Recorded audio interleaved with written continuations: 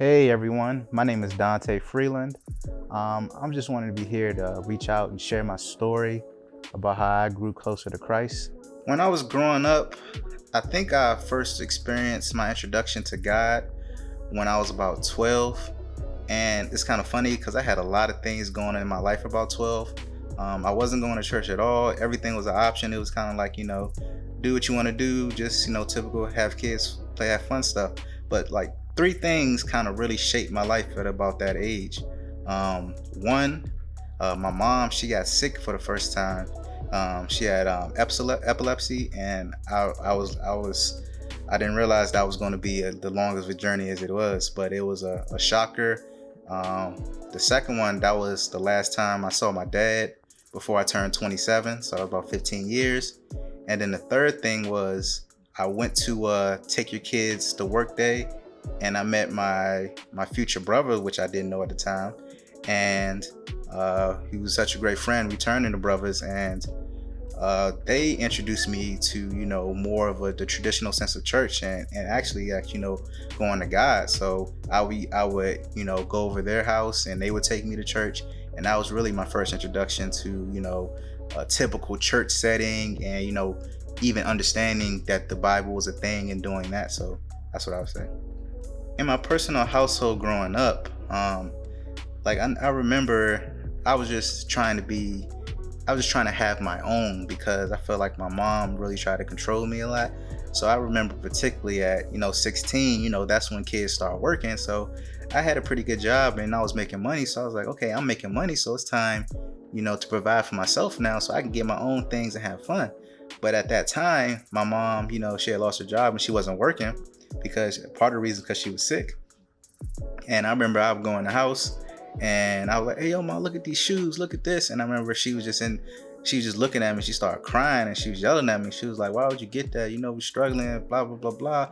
And I was just like, I couldn't understand it at that time. But then as I went in my room and really thought about it, I was like, well, that's it for all the kids stuff. It's time to, really start to grow up. And, I started getting my mom money because I was actually making more money than my mom at the time. And it was like, okay, now this is the way out. you know I gotta take on everything so I can make sure this part of my family, me and my mom, is good. So now I gotta really focus on myself. So that was something that was really challenging, and I just remember that it was a tough time in that household because my mom was having a tough time dealing with her own personal issues. So it took a lot out on me. I don't blame her now, but it was tough. So when it was time to go off to college, I was on the first ticket. Got the first ticket out of that house. I was gone, and I went far enough. I went to school in North Carolina, and I was out of there.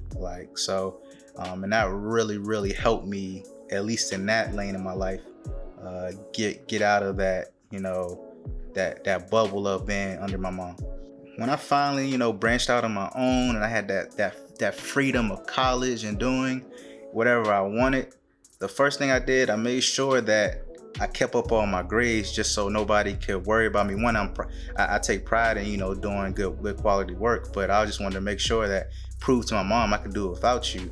And then the second thing was, hey, it's college. It's like, do whatever you want. I remember I was going to church when I was in high school, but as soon as I got to college, I didn't go to church one time in North Carolina. I would come home and go to church occasionally, but I didn't go to church one time in college. I was just strictly, partying. If I was tired, I'm just gonna sleep all day during the weekends.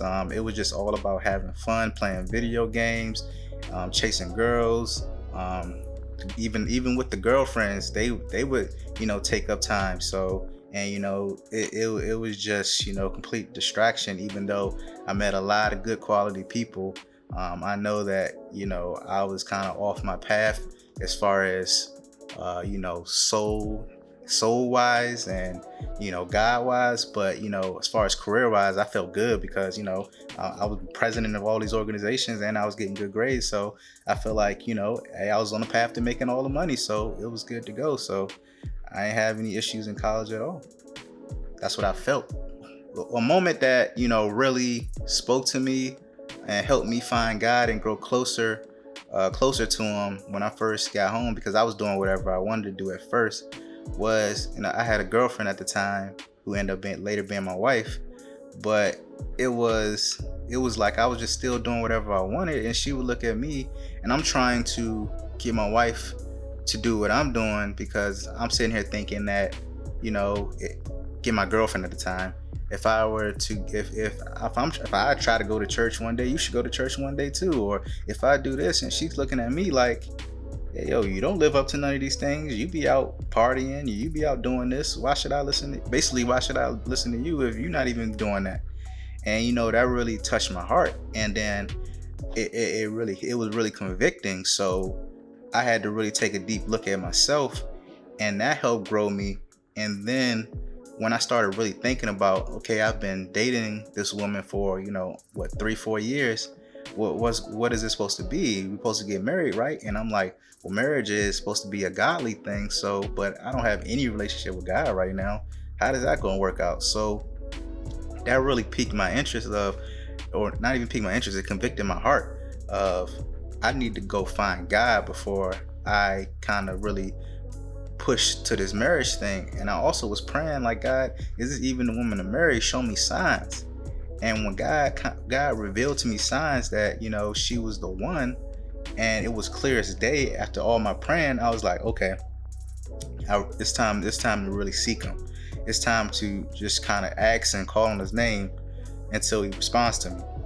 So what that looked like for me was, I catch the metro train to work every single day. So I was like, this is an hour free time to read and kind of really seek him.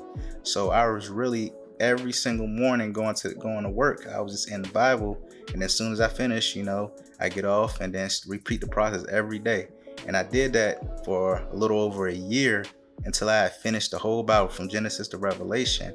And what I saw as I was reading it, the truth just started coming out of it. It started convicting my heart.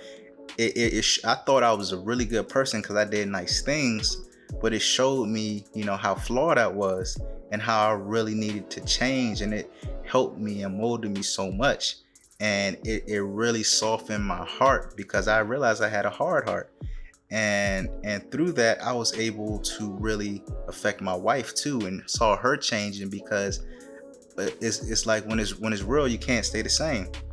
And that was something real, and it helped me move into the next stage of where, I actually ended up proposing to my wife. When I started growing with God, it really started changing my relationship with my family. A couple of key members in particular was my mom. When I first was coming home from college, I was looking to I'm from Maryland, and I was looking for jobs in Nebraska because I didn't want to go home and deal with that. But as my relationship started growing with God, I started having compassion.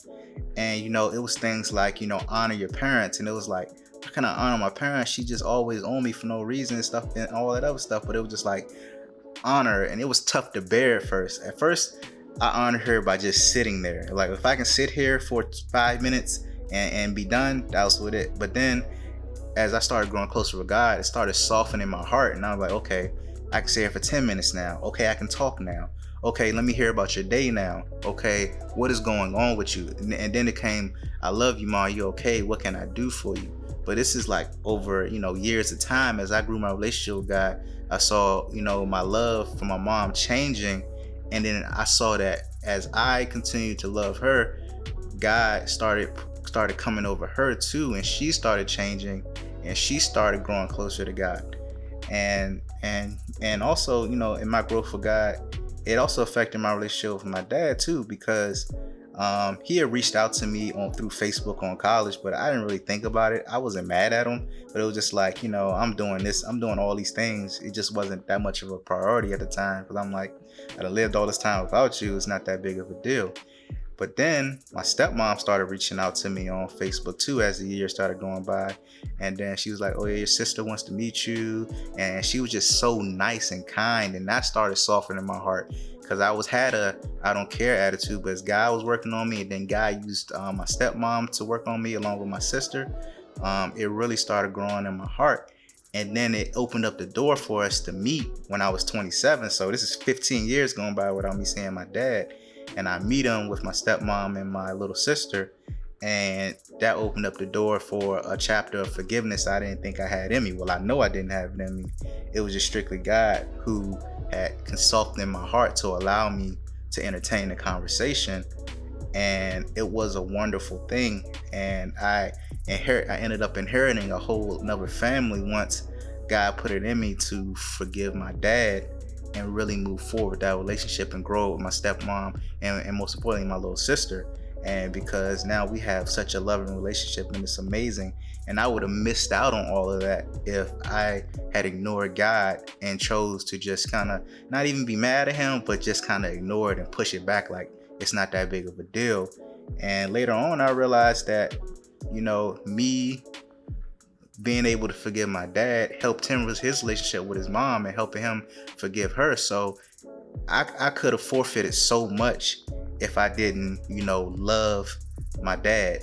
And I can't say, and I know God would have found another way, but he definitely, after all these years, he started mending all of these things, because I was praying for a relationship with both my parents, and I didn't have that at 12, but now at 30, I'm in good terms with everybody, and it's all love, and it's only because God loves us in his grace. And it was just a beautiful thing, and I'm so happy that he allowed that to happen for me.